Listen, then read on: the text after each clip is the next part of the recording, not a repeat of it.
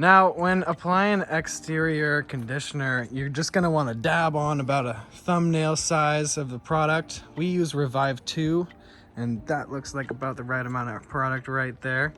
And you can just start, spreading it around. And you wanna make sure to have the exterior plastic cleaned prior to applying it.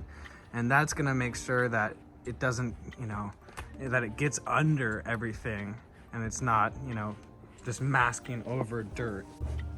And right here in front of the bumper where you'll find the windshield wipers is a great spot to revive, because you can see that it's very grayed out.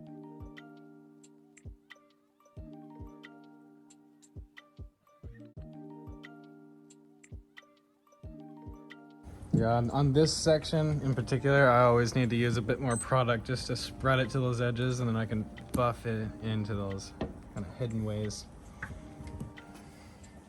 Grab that microfiber and Commence buff it in there.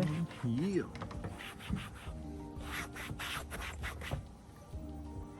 Wowza, that's nuts, dude. Right.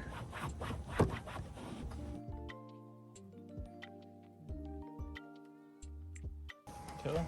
There we go.